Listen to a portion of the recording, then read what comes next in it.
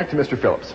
Nice fella, but I was impressed with all the fat in his bloodstream. We took Mr. Phillips down to the operating room, and I gave him 1,000 micrograms of fentanyl and put him to sleep, and the surgeon opened up his chest and opened up his aorta and opened up his coronary arteries. And what the surgeon started pulling out of Mr. Phillips' arteries were great, long, yellow, greasy, sausage-like formations of fat that looked like this. What you're looking at is a plug of material called atherosclerosis. And this is the plug of fat that built up in a man's arteries.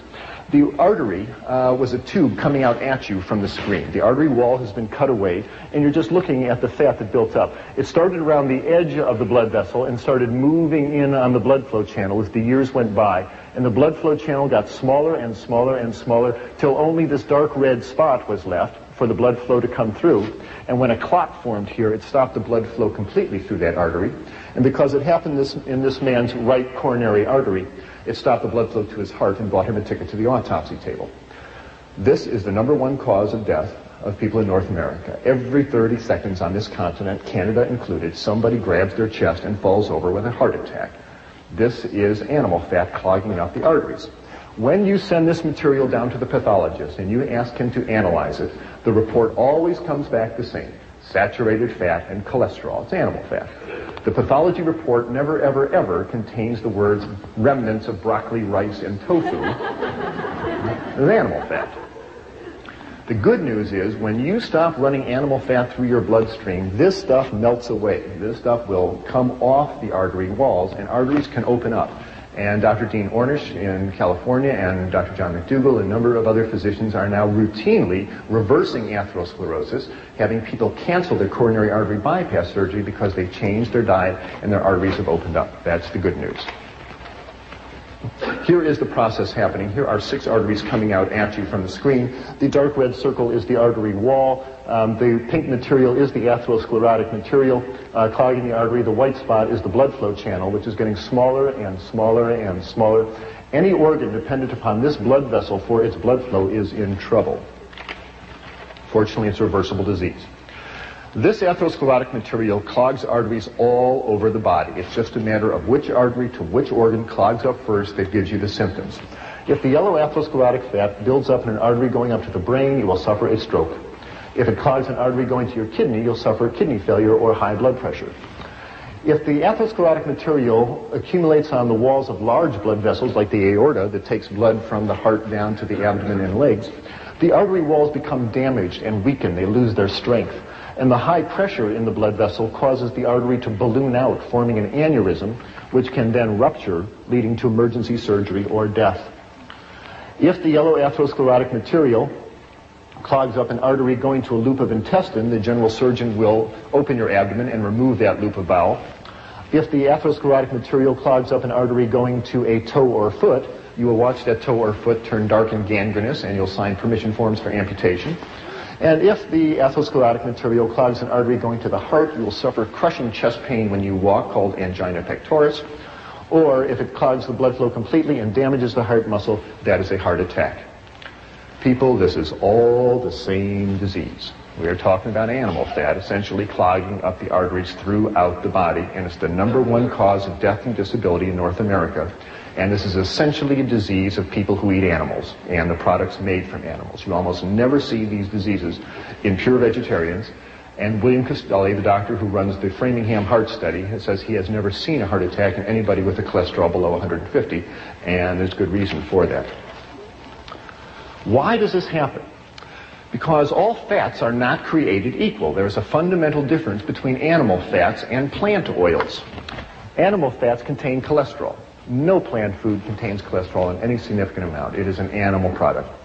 And very importantly, animal fats are highly saturated. They've got lots of hydrogen atoms hanging on them, and that makes animal fats very stiff.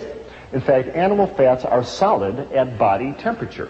If you're in a kitchen on a summer day and you've got a piece of T-bone steak on the counter and it's 98.6 degrees out, the same as your body temperature, the fat on that beefsteak is solid. It's a nice white chunk sitting there. If you have a bottle of olive oil on the same table at that same temperature, it's liquid at that same body temperature. I don't know about you, but I don't want to eat any fat that is solid at my body temperature because it's going to start clogging up my arteries. And that's the beauty of plant oils. They're liquid at your body temperature. They really don't cling to your arteries. Animal fats contain a substance called arachidonic acid. And arachidonic acid stimulates the creation in the body of a substance called prostaglandin 2.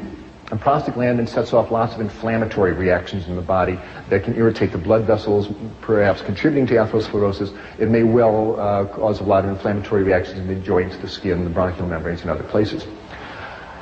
Plant oils have a substance called linoleic acid, and that gives rise to substances called prostaglandin 1 and 3, and these are natural anti-inflammatories. They soothe inflammation in the body. So people who are on more vegetarian diets have much less problem with inflammatory diseases. Fundamental difference. You have no need to take animal fats into your bodies at all, and I really suggest you meet all your fat needs, and we need about 50 grams of fat a day. Get it from plant oils. You find it in grains have oils, legumes have oils, nuts, seeds. There's lots of oils available in the plant kingdom. That's where you should meet your oil needs, not from the fat of animals. The other thing about fats is make you fat. Animal fats stick to you. When you eat fat of animals, those fats wash through your bloodstream, and as they as they flow through your fat stores under your skin, they stick there. You've got fat cells looking for pre-made fats, and you eat the fat of animals, they stick there. What you see hanging on this man's abdomen really isn't even his fat. That is the fat of all the cows and pigs and chickens and ducks and turkeys and other slow animals that were walking past his table when he had a fork in his hand. Not his fat. The good news is, if he changes his diet and starts eating rice and vegetables and good plant-based foods, this stuff melts away, and people get leaner. It certainly happened to me. Remember the old nursery rhyme of Jack Sprat, who could eat no fat, his wife could eat no lean? You always see Jack portrayed as a lean fella because he ate no animal fats. Mrs. Sprat's always seen sitting down. She has a hard time getting up. Her knees hurt her, her blood pressure goes up, her diabetes gets out of control, so she should be sitting down. The lesson of Jack Sprat was certainly not lost on me, because back in the operating room in Vancouver, here I was, and now I'm the anesthetist, and I'm standing at the head of the table looking down into the surgical wound, and I'm seeing all this fat in these people's arteries.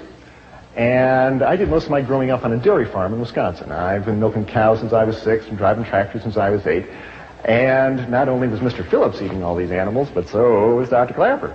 And I was eating cheese and chickens and various other slow animals, and I was getting concerned. Not only should my patients not run all that fat to their bloodstream, but this old doc shouldn't either. So I said to myself, if you don't have to run all this fat to your bloodstream, must you? What is the nutrients in meats and dairy products that if you don't eat them, you're going to be deficient of? So I opened up my books on biochemistry and physiology and nutrition, and guess what I found? There is absolutely no nutrient, no protein, no vitamin, no mineral, no nothing found in meats and dairy products that you cannot obtain on plant-based foods. Consider the biggest animals on the planet, elephants and buffaloes and giraffes. These are vegetarian animals. They grow to thousands of pounds of muscle and bone without ever eating cheeseburgers and pepperoni pizzas. We can do the same. We can certainly build our 140 pounds or whatever it is you need to build in your body. The human body has absolutely no nutritional requirements for animal flesh. If you open up Harrison's textbook of internal medicine, you will find no disease listed acute cow flesh deficiency. Okay? There is no chronic chicken flesh deficiency. There is no such disease because we have no needs for these substances whatsoever. Animal fats, they clog you up and they make you fat. 2 good reasons not to eat them. Here's a couple of more. It seems to be fairly clear as study after study comes out that if you are eating large amounts of fats in your diet, you are significantly raising your risk for cancer. If you are a woman eating a lot of fat in your diet, and that's talking about the hidden fat in cheeses and meats, etc., you increase your risk of cancer of the breast. Here are some countries that are compared by how much fat is eaten versus how many women die of breast cancer. And you can see that the Americans and the Dutch, with their big dairy industries, lead the way in not only fat consumption, they lead the way in breast cancer deaths. Thailand is a Buddhist country. They eat very little meat and dairy products, and breast cancers are so rare there, if you find a case of it, you report it at Grand Rounds.